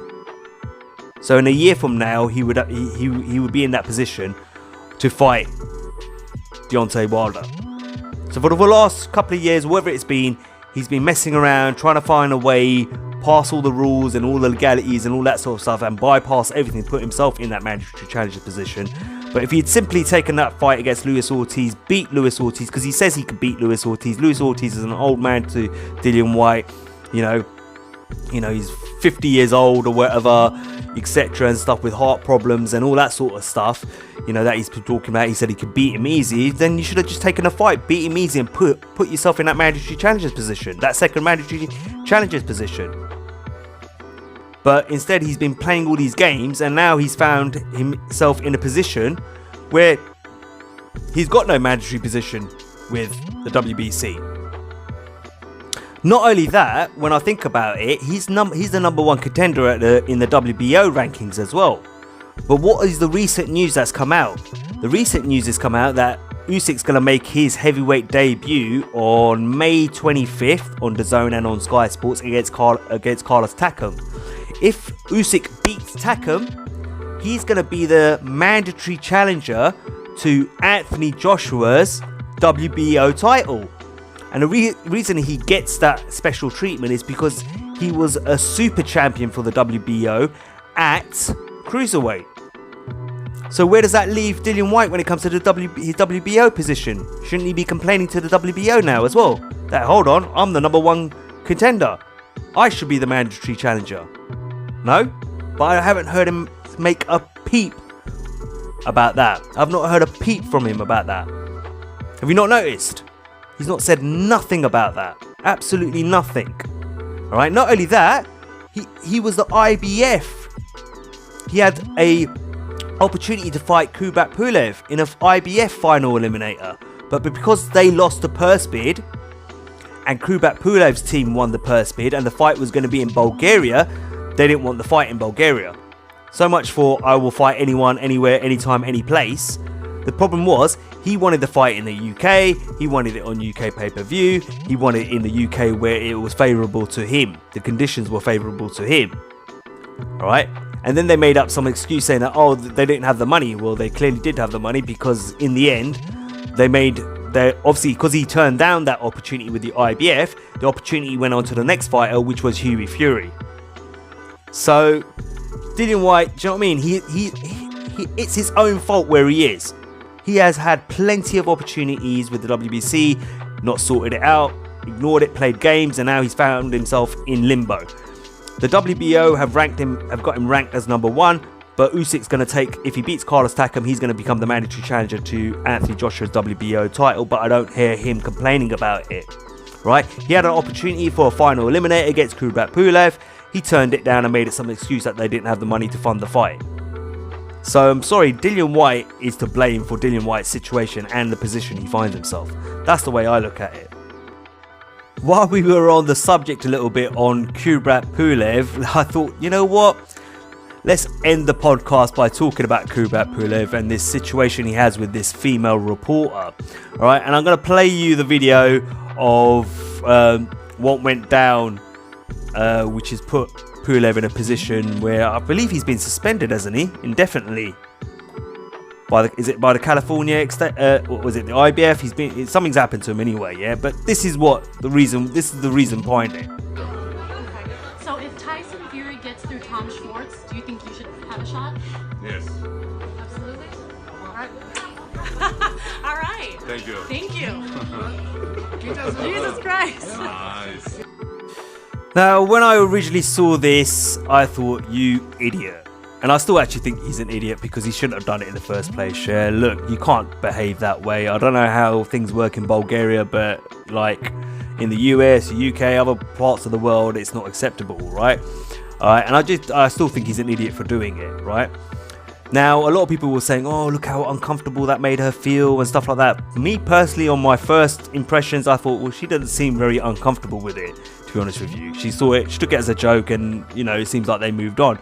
But she later then, a few days later, did a press release or conference, whatever you want to call it, with a lawyer by the name of Gloria Allred, is it?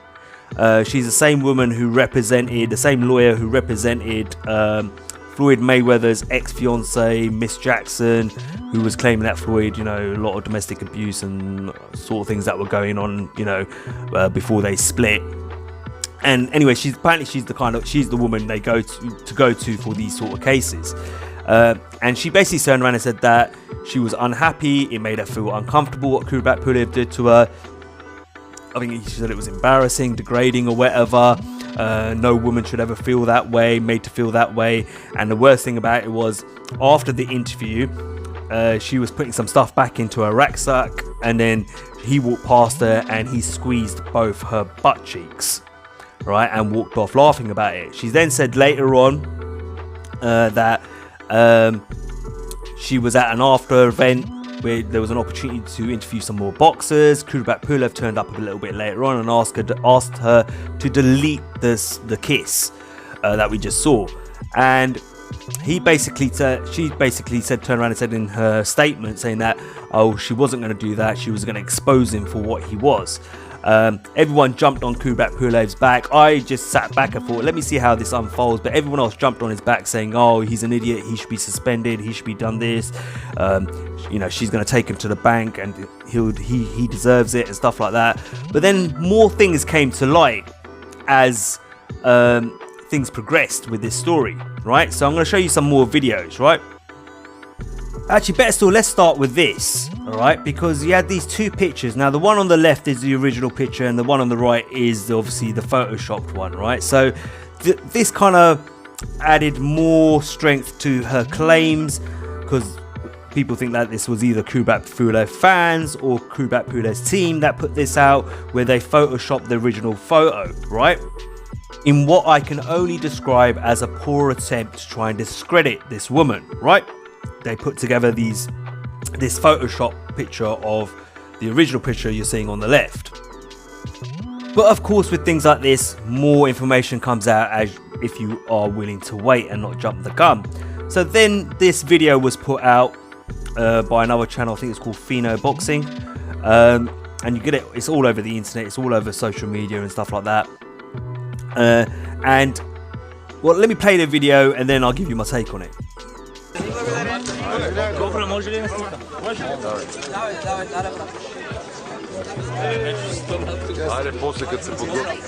Hi, how are you? Good. Perfect. Can I do a quick interview with you right now? What? Now? Right now, yeah. After 10 minutes. Because pictures, you know? That's what I thought. After pictures. We do it now. Okay, yeah, that's what I was thinking. Bravo. Now, a lot of people were kind of talking about how flirtatious she was in that video. You know, so was Kubrat Pulev, to be honest with you, as well. The way she put her arm around him, and she was like hugging up close to him, trying to get an interview with the guy. So you could read that a lot of ways, to be honest with you. So that was put out as well, right? Then I saw a bit of a screenshot photo of this. I think this was a screenshot or a photo. Now, is he hugging her up from behind? And she doesn't look too uncomfortable to me in this picture either, right? To be honest with you. Okay, so yeah, you can say what you want, but I'm just looking at it and This is my impression of what I'm seeing. You know, I'm not saying people have to agree with me, but she doesn't look like she's too uncomfortable with the way he's up behind her and holding her or whatever, because that's what it looks like from here. Now here's another picture. Now if you're wondering where this picture comes from, this picture is actually from the after event that she was talking about, where she had the opportunity to go and talk to other boxers, and this was like the part of their after party. She was at Kubrat Pulev's after party after that event, and this is it. The guy on the left to her in the blue Calvin Klein jumper or top is Kubrat Pulev's brother. He's a boxer as well. I've forgotten his name. Is it Turan Kubrat or Turan Pulev or something like that? Anyway, he's a boxer as well, and that is Pulev's crew and his team on the right hand side at an after party. After the event, after the 2 claimed sexual assaults that he committed against her. Okay, but hold on, there's more. So now I'm going to play you a video from that after party and watch it. I'm going to play the first half of it in normal speed and then slow-mo it down for you, and just watch what goes on in this video.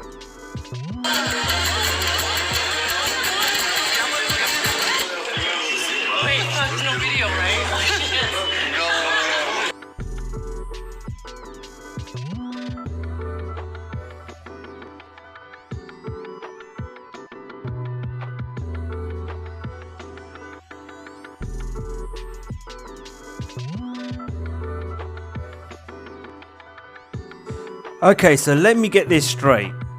You claimed that you were sexually assaulted by Kubrat Pulev, 1 when he kissed you, 2 off camera when you were packing your bag away and he walked up and grabbed your butt cheeks. Later on, you went to Kubrat Pulev's after party, socialized with his team, decided to do a little bit of a lap dance for one of his teammates, while your abuser or the person that you're claiming sexually assaulted you or attacked you is literally 2 or 3 feet away from you. Not be funny, yeah, let me just put it this way. If you're a woman out there, I don't think any woman who would make that kind of claim and then put herself, why would you put yourself in a dangerous situation like that? If you've been sexually attacked or assaulted by a man, why would you put yourself in a situation hours later? This was apparently 3 a.m. the next morning, that video I just played you. Why would you put yourself in a dangerous situation where you're at an after party, where your apparent attacker or the person who committed the sexual assault is literally in the same room as you, and not only that, you're socializing with his team and his friends? I'm sorry, look, this is my take on it. 1, he was an idiot for kissing her like that, because he left himself wide open for attack and legal action and all that sort of stuff. 2, that's not how you treat a woman. Listen, I have female friends, yeah? You know, I might give them a bit of good news, they might give me a bit of good news, or we're just saying hello to each other, we give each other a hug, but I don't grab them by the face and say, come here, lay a kiss on you. I don't do that. Come on, that's wrong. Who does that? You know? Which decent bloke does that? Come on, let's be honest. Alright? So he was wrong for doing that. But in my opinion as well, when it comes to this woman, she has lost all credibility. Yeah? She has lost all credibility by just doing that. Yeah? I personally think she saw a chance to lick the honeypot clean, and that's exactly what she's trying to do. I don't think she was offended by the kiss. Who knows whether the squeezing of the buttocks happened or not. But if it was the case, if you felt you were... This is my point. She got kissed by him. He gave her that kiss, grabbed her face, kissed her. Then when the camera's off, he walks up behind her, grabs her backside, walks off laughing. At that moment, if you felt like you've been sexually assaulted, wouldn't you go to the police straight away or do something? You would...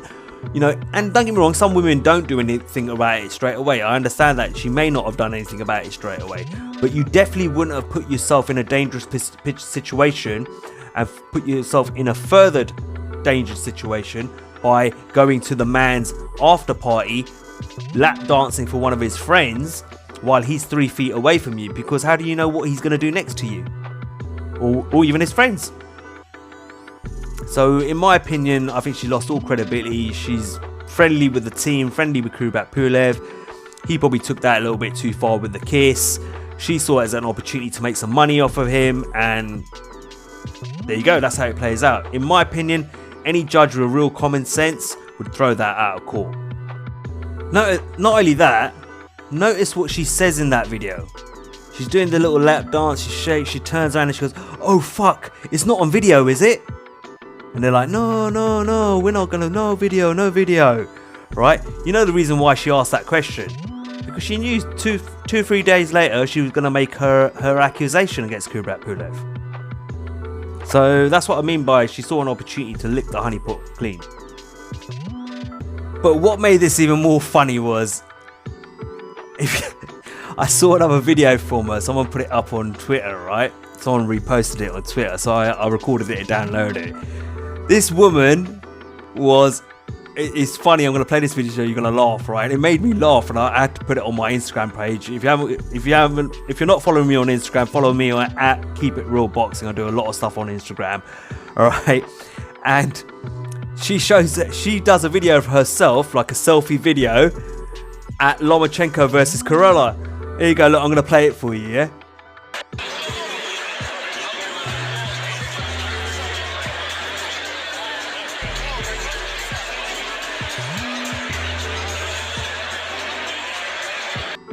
Do you see what it said there? It said Loma, Canelo, whatever, fight night, and it says at the bottom, which it was cut off a little bit, "I'm still here." Like, look, listen, look, I can't take that woman seriously. Look, sorry, you know, she's lost all credibility with all that kind of behaviour, in my opinion. This is just my opinion. I'm not saying people have to agree with me. Everyone's entitled to their own opinion. He was an idiot for kissing her in the first place, but hey, it is what it is. It's a complete mess. We'll just have to see how it all turns out. Right, okay guys, well that's the end of the podcast. That's the end of the return of Bout the Ropes, my weekly podcast. I am going to try and do this every week. You know, if I can't get up daily videos, you know, I want to try and at least get up this podcast once a week. Probably at the beginning of each week, every Monday. So look out for it. Remember guys, follow me on social media as well. If you're not following me, follow me on Instagram, where I do most of my social media stuff, at Keep It Real Boxing. You can follow me on Twitter as well, at Keep It Real Box. And you can follow me on Facebook too, Keep It Real Boxing. Alright? As always guys, remember to like, share and subscribe. Until next time, this is Cypherbox reminding you to keep it real. I was gonna rip his heart out, I'm the best ever. I'm the most brutal and vicious and most ruthless champion there's ever been. There's no one can stop me. Lennox is a conqueror, no, I'm Alexander, he's no Alexander. I'm the best ever, there's never been anybody ruthless. I'm Sonny Liston, I'm Jack Dempsey, there's no one like me. I'm from their claw, there's no one that can match me.